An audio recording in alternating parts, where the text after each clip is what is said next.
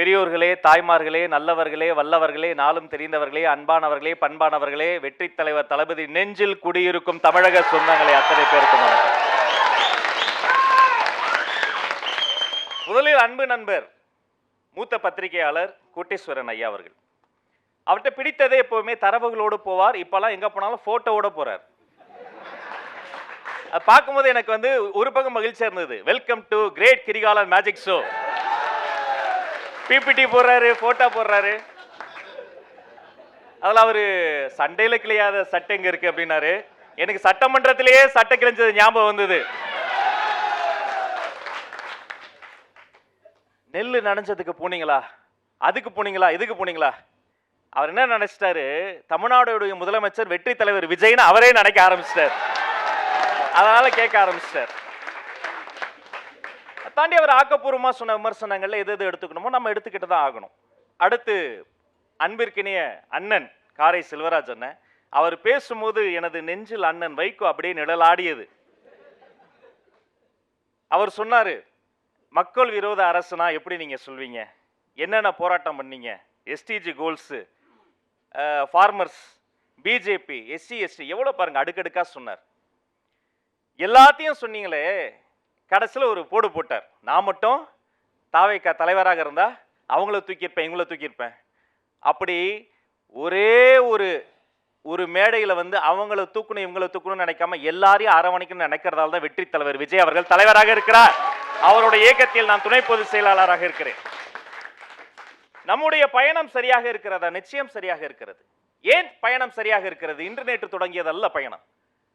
28 ஆண்டுகளுக்கு முன்பு வெற்றி தலைவர் தளபதியின் பெயரில் ஒரு ரசிகர் மன்ற போர்டு நீங்க வைக்கவே முடியாது. அப்பெல்லாம் 36 படச்சுருள் கொண்ட ஒரு ரோல் இருக்கும். அதை எடுத்துட்டு வந்து உங்களுடைய குடிசை பகுதிக்கு போய் ஒரு பேனா பென்சில் வாங்கி கொடுத்து அதை ஆவணப்படுத்தி சாலிகிராமம் வந்து அந்த ஆவணத்தை அந்த போட்டோ ஆல்பமை கொடுத்த பிறகுதான் புதுப்பணிக்கு நீங்க தயாரா இருக்கீங்கன்னு தெரிந்த பிறகுதான் உங்களை திரைப்பணிக்கு அந்த மன்றத்துக்குள்ளாரையே சேர்த்துக்குவோம். எங்களுக்கு நாங்களே திட்டங்களை கொண்டு வந்த என்னுடைய குட்டி புலி ரமேஷுக்கு ஒரு அரங்கம் நிறைந்த கைத்தட்டலத்தான். ரொட்டிப்பால் முட்டை திட்டம், 4 பேர் இருப்போம் மன்றத்தில். அவர் ரொட்டி வாங்குவாரு, நான் முட்டையை அம்மாட்ட சொல்லி வேவிச்சுக்குவேன். இவர் பாலை பிளாஸ்டில் எடுத்துக்குவாரு. ஏதாவது ஒரு ஏழ்மையான பகுதிக்கு போய் சண்டையில் போய் அந்த குழந்தைக்கு ரொட்டிப்பால் முட்டை திட்டம் 30 ஆண்டுகளை முத்தமிட போகிறது. இன்றும் ரொட்டிப்பால் முட்டை திட்டம் நேற்றும் நடந்து கொண்டிருக்கிறது, இன்றும் நடந்து கொண்டிருக்கிறது. அப்ப படிப்படியா வளர்ந்து ரசிகர் மன்ற மக்கள் மன்றமாகி நற்பணி மன்றமாகி பின்பு இயக்கமாகி, இந்த மேடையில் பெருமையோடு சொல்கிறேன், தீவிர அரசியலுக்கு நாங்க எப்பவோ வந்தாச்சு. தளபதியுடைய போட்டோவை மட்டும் காமிச்சு ஊரக உள்ளாட்சி தேர்தலில் கிட்டத்தட்ட 130 இடங்களில் வெற்றி பெற்றோம். கட்சி தொடங்கத்துக்கு முன்னாடியே வெற்றி பெற்றோம். இப்ப கிராஜுவலா இன்க்ளூசிவா எல்லாரையும் அரவணைச்சு யூனிவர்சலா கொண்டு வந்த இயக்கம் அண்ணன் சொன்னதை போல பிப்ரவரி 2க்கு பிறகு அரசியல் கட்சியாக மாறி இன்று பல சோதனைகளை, பல்வேறு இக்கட்டுகளை, பல்வேறு கடினமான சூழல்களை தாண்டி இங்க வந்து நிற்கிற. ஆரம்பத்திலேயே நம்முடைய மேடம் சொன்னாங்க, தனிநபர் நீதிபதி ஆணையம் அவங்க கொஞ்சம் அமைதியாயிட்டாங்க அப்படின்னா. அவங்க இல்ல, கடைசியில பெல்லடிக்கு அடிக்க அவர் பேசுறாரு. என்ன பேச விட்டீங்கன்னா நீங்க அசோகா, பேச விடலன்னா நீங்க ஒரு அப்பாவு என்பதை நான் தெரிஞ்சுக்குவேன். பரவாயில்ல. அல்டிமேட்டா கடைசியில நம்ம அடைய போவது என்னன்னா, எய்தர் பீஸ் ஆர் ஜஸ்டிஸ். ஒன்று அமைதி, இன்னொன்று நீதி. இதற்கு செல்வதற்கு பல வகைகள் இருக்கு, பல பாதைகள் இருக்கு. உடனடியாக அதை செய்திருக்கலாம், அங்க போய் நின்று இருக்கலாம், தடையை தாண்டி தான் செல்ல வேணும். பின்ன என்ன பிரச்சனை இருக்காதா? அவங்க என்ன பண்ணாலும் நீங்க போயிருக்கணும், பேசியிருக்கணும், பண்ணியிருக்கணும். நான் சொல்றேன், ஒரு சொல், ஒரு வார்த்தை நான் தவறாக பேசியிருந்தால் அது காயப்பட்டவர்களினுடைய காயத்தை அதிகப்படுத்தி இருந்தால் வர வேதனை இருக்கு பாருங்க. அமைதியாக இருந்ததால் 1000 கல்லடி வந்தது. ஏன், நான் பெத்த குழந்தை கேட்டான், என்னை பத்தி கேட்டா, அப்பா உன்னை பத்தி இப்படி மீன் வந்ததுன்னு. அவ்வளவு அவமானங்களையும் அவ்வளவு அடிகளையும் அமைதியாக இருந்து ஒரு கூட்டமாக கொள்கையாக ஒரு கூட்டு முடிவு எடுத்து ஏன் வாங்கணும் தெரியுமா? இந்த அமைதி, இந்த கிரீஃப், இந்த பீஸ், இந்த அமைதியின் வழியில் நின்றாக தான் நாம அல்டிமேட்டா பயாஸ்டு லீகல், அதாவது சார்புத்தன்மை இல்லாத நீதி விசாரணையை நோக்கி சென்று பாதிக்கப்பட்ட மக்களின் மனதில் இருக்கிற சந்தேகங்களுக்கெல்லாம் பதில் கிடைக்கும்னா 1000 அடிகளை வாங்கி கூட நாங்கள் அமைதியாக இருப்பது தயாராக இருக்கிறோம். அதுதான் டிவிக்கு, அதுதான் தமிழக வெற்றி கழகம். அமைதியாக இருந்தோமே, அது இந்த ஊடகத்திலும் சோசியல் மீடியாவிலும் மெயின் ஸ்ட்ரீம் மீடியாவில் தான் அமைதியாக இருந்தோமே தவிர எங்களுக்குள்ளார அமைதியாக இல்லை. மாணவர் அணியில் இருந்து மீனவர் அணி, தொண்டர் அணியில் இருந்து மகளிர் அணி, உட்கட்டமைப்பு, நிர்வாக குழு, சிறப்பு பொதுக்குழு கூட்டம். அண்ணன் கேட்டார், அங்க போராடினீங்களா, இங்க போராடினீங்களா? நேற்றைய தினம் நாகப்பட்டினத்தில் 35 மீனவர்கள், தமிழ்நாடு புதுச்சேரி மீனவர்களை விடுவிக்க சொல்லி ஒன்றிய அரசுக்கு எதிராக, பாஜக அரசுக்கு எதிராக என் தலைமையில் முழு உண்ணாவிரதத்தை நடத்தி முடித்து விட்டு தான் இங்க வந்திருக்கேன். ஒரு நிமிஷம் பின் குறிப்புன, இது உண்மையான உண்ணாவிரதம், 1.5 மணி நேரம் உண்ணாவிரதம் கிடையாது. ஏர் கூலர் வச்சுக்கிட்டு நடந்த உண்ணாவிரதம் கிடையாது. 3 நாட்கள் முன்பு இதே தொட்டுவிடும் தூரத்தில் இருக்கக்கூடிய நம்முடைய அண்ணா பல்கலைக்கழகத்தில் அருமை சகோதரிக்கு சொல்லொன்னா துன்பம் வந்த போது வெகுண்டு எழுந்து தளபதி கைபட எழுதிய கடிதங்களை மகளிர் அணி தோழர்கள் போய் திரும்பும் திசையெல்லாம் கொடுத்தாங்க. ஏன்? அரசியலா? இல்ல, அப்படின்னா நாங்க வேற பண்ணிருப்போமே. நிறைய டூல்ஸ் இருக்கு. பெண்களுக்கு ஒரு என்னடா அண்ணா யூனிவர்சிட்டியில இப்படி வந்துருச்சா, நம்ம வெளில வரக்கூடாதுன்ற எண்ணம் வரக்கூடாது, நாங்க எல்லாரும் இருக்கோம், வாங்க நீங்க எப்பயும் போல வெளில வரலாம்னு சொன்ன அந்த காகிதத்தை கொடுத்ததற்காக அரெஸ்ட் பண்ணாங்க மகளிர் அணியை. உலகத்துல ஆயுதத்துக்கு பயந்த அரசை பார்த்திருக்க, ஒரு காகிதத்துக்கே பயந்த அரசு நான் இன்னைக்கு தான் பார்த்தேன். 3 நாட்கள் முன்பு நம்முடைய கோவையில என்னுடைய மாவட்ட செயலாளர் சம்பத்குமார் உள்ளிட்ட நண்பர்களினுடைய தலைமையில 2000 பேர் கோவை விமான நிலையத்துக்கு பக்கத்துல ஒரு பொண்ணுக்கு இப்படி நடந்திருக்கு, அவ்வளவு நேரமாச்சு போலீஸ் போறதுக்கு, இப்படி நடக்குது என்று ஆர்ப்பாட்டம் நடத்தி போராட்டம் நடத்தி கொண்டிருக்கக்கூடிய ஒரு கட்சியாக தமிழக வெற்றி கழகம் இருக்கிறது. நாங்க போராடி கொண்டிருக்கிறோம். பூனை கண்ணை மூடிக்கொண்டு உலகம் இருட்டாகி விட்டது என்று கற்பனை செய்து கொண்டிருக்கிறோம். கூட்டு வந்து பாத்தீங்களேன்னு எங்களை கேட்குறீங்களே. நான் நண்பர் கோட்டீஸ்வரன் இந்த கேள்வி தான் கேட்பேன். பங்க்சுவாலிட்டி பத்தி எல்லாம் பேசுறீங்களே, 2.5 ஆண்டுகள் ஆச்சு, வேங்கவேல் பக்கம் மு.க. ஸ்டாலின் வரவே இல்லை, ஏன்னு கேட்பீங்களா? இப்ப வரைக்கும் வரலைங்க. அது என்ன அந்தமான் தீவுல இருக்க ஒரு தீவா? தமிழ்நாட்டுக்குள்ள தானே இருக்கு. மாண்புமிகு மதிப்பிற்குரிய அண்ணன் மு.க. ஸ்டாலின் அவர்கள் அங்க வந்திருக்கலாமே. அதுல செல்லமான மறைமுக மிரட்டல் வேற. 2 பேரையும் எதிர்த்துட்டா பூத்துல என்ன நடக்குது தெரியுமா? அவங்கள பாத்திருக்கீங்களா? அவங்களுடைய அந்த கட்சியினுடைய தளபதிகள் எல்லாம் பாத்திருக்கீங்களா? எங்க தளபதி இந்த தேர்தலில் தானே நீங்க பார்க்க போறீங்க. இது வரைக்கும் எங்க தளபதி தேர்தலை நீங்க பார்த்ததில்ல. இன்னொரு முக்கியமான கேள்வி, அடுத்து தனியரசு அண்ணன் அதை கேட்பார். அவர் எங்க மீது ஒரு தனி அன்போடு இருப்பாப்ல எப்பவுமே. அண்ணன் ஒரு வாஞ்சை. கம்யூனிஸ்டுகளை பத்தி சொன்னீங்க, நான் வேதனையோடு சொல்றேன். அன்பு சகோதரர் துரை வைகோ அவர்கள் நாடாளுமன்ற புலி என்று வர்ணிக்கப்பட்ட அண்ணன் வைகோவினுடைய தவ புதல்வன் திராவிட முன்னேற்ற கழகத்தினுடைய சேர்ந்து கூட்டணியில் நின்ற போது திருச்சியில பரப்புரையின் போது இந்த பக்கம் அந்த பக்கம் மாவட்ட செயலாளர்கள் அமைச்சர்கள் புடைசூழ துரை வைகோ மைக்கெடுத்து தழுதழுத்த குரலில் கை நடுங்கி கண்ணீர் விட்டு கதறினார். எனக்கு கூட்டணியில மரியாதை இல்லை.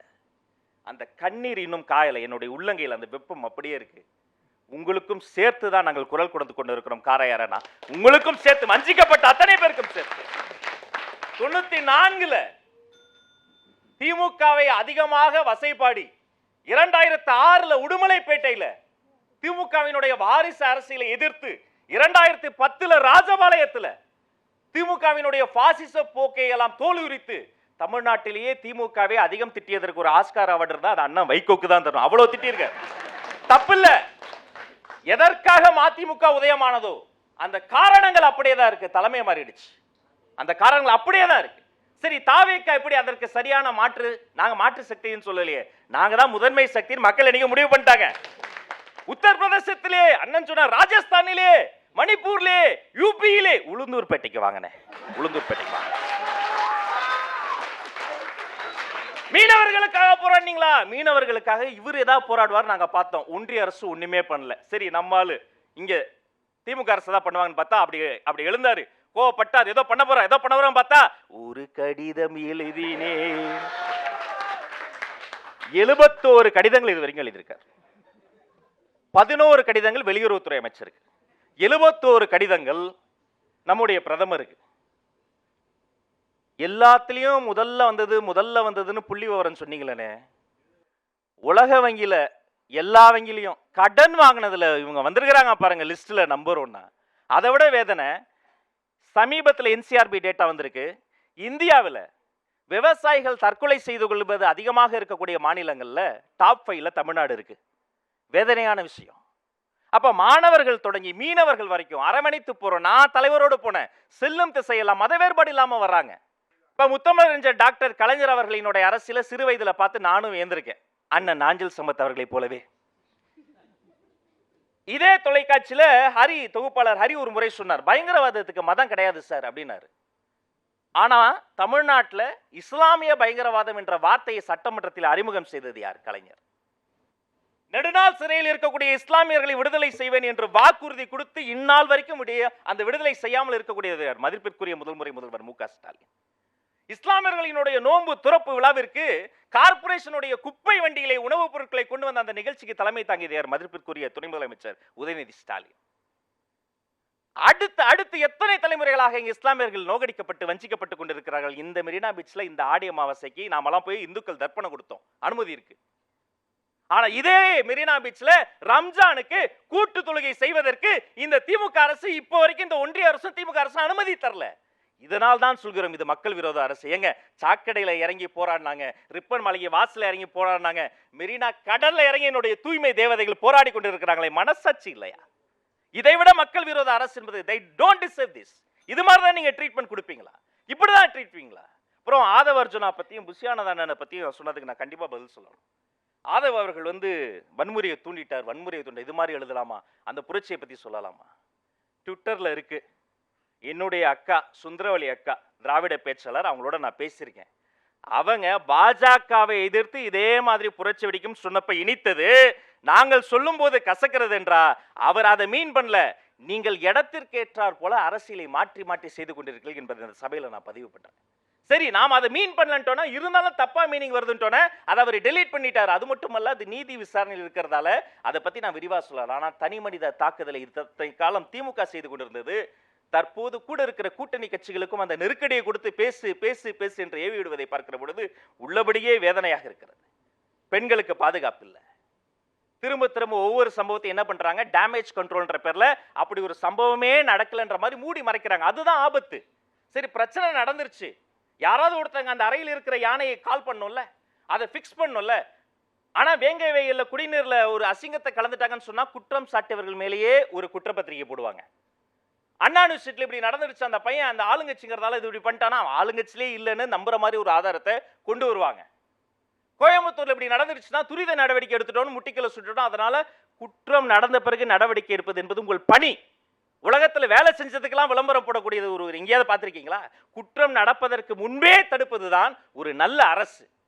சொன்ன வாக்குறுதி, எனக்கு ரொம்ப இடியாப்பம் பிடிக்குங்க, என் ஃபேவரட் ஃபுட்டு. ஏன்னா வீட்டில் செய்யறதுல அண்ணன் சைக்கிள் எடுத்துட்டு வருவாரு, வெளில பார்க்கறதுக்குள்ள அது சல்லுன்னு போயிடும். நான் போன எலெக்ஷன் வரைக்கும் இந்த மண்ணில் மாறி மாறி திராவிட கட்சிகளுக்கு நான் வாக்களித்தவன். அவங்களுக்கும் தெரியும், அண்ணனுக்கும் தெரியும். அவங்க சொன்னதெல்லாம் நான் நம்பினேன். கல்வி கடன் ரத்து செய்யப்படும், விவசாய கடன் ரத்து செய்யப்படும், மாணவர்கள் கடன் ரத்து செய்யப்படும். எதுவுமே பண்ணல. இப்ப மக்கள் சொல்றாங்க 2026 உங்க ஆட்சி ரத்து செய்யப்படும். என்ன சொன்னாங்க? எல்லாருக்கும் 1000 ரூபாய் நாங்க, அப்புறம் தகுதி வாய்ந்தவர்களுக்கு மட்டும் 1000 ரூபாய் அப்படின்றாங்க. இப்ப இவங்களும் என்ன சொல்றாங்க, இனிமே 2026 தகுதி வாய்ந்த தமிழக வெற்றி கழகத்துக்கு மட்டும்தான் வாக்கு செலுத்துவோம் என்று தாய்மார்கள் முடிவு பண்ணிட்டாங்க. உச்சகட்டமா நீட்டை ஒழிப்போம், நீங்க டாஸ்மாக குறைப்போம். அக்கா கனிமொழி சொன்னாங்க, பெட்ரோல் லிட்டர் 75 ரூபாயா அப்படின்னு சொன்னாங்கல்ல, எவ்வளவு இப்போ? இப்ப பெட்ரோல் எரியுதோ இல்லையோ, இதையெல்லாம் நம்ம வயிறு எரியுது. நானும் நீட்டு ஒளிஞ்சிரும், கரண்ட் பில் மாசம் வந்துரும். அந்த பஸ் சுந்தரா டிராவல்ஸ்க்குலாம் என்னைய வக்காலத்து வாங்கி பேச சொன்னாரு. பஸ் கட்டணம் குறைஞ்சிரும், வறுமையெல்லாம் போயிரும், 75 ரூபாய்க்கு பெட்ரோல் வந்துரும். அவனா நம்பிக்கிட்டே இருந்த ஆட்சிக்கு வந்தாங்க, இடியாப்போ ஆட்சியே போயிருச்சு, எந்த வாக்குறுதியும் வரல. ஒன்றியத்துல மாநிலத்துல மாணவர்கள் முதல் மீனவர்கள் வரை, சிறுபான்மை மக்கள் முதல் பெரும்பான்மை மக்கள் வரை, மத வேறுபாடின்றி இன்க்ளூசிவ் நேச்சர்ல இதுவரை வந்த எல்லா சோதனைகளையும் தாண்டி எந்த விதமான தனிமனித விருப்பு வெறுப்பு இல்லாமல் இந்த தமிழ் நிலப்பரப்பு இருக்கு பாருங்க, வந்தாரை வாட வைக்கும் இந்த தமிழ் மண். திரும்பிய திசையெல்லாம் நெல்லாடிய நிலத்தில் இன்னைக்கு நெல்மணி பூத்திருச்சே. இந்த விவசாயி முதல் விஞ்ஞானி வரை, மாணவர்கள் முதல் ஆசிரியர்கள் வரை அனைவரையும் அரவணைத்த தமிழக வெற்றி கழகம் சரியான திசையில் தான் செல்கிறது. 2026 வெல்லும் வெல்லும் வெல்லும் என்று சூளுரைத்து விடைபெறுகிறேன். நன்றி, வணக்கம்.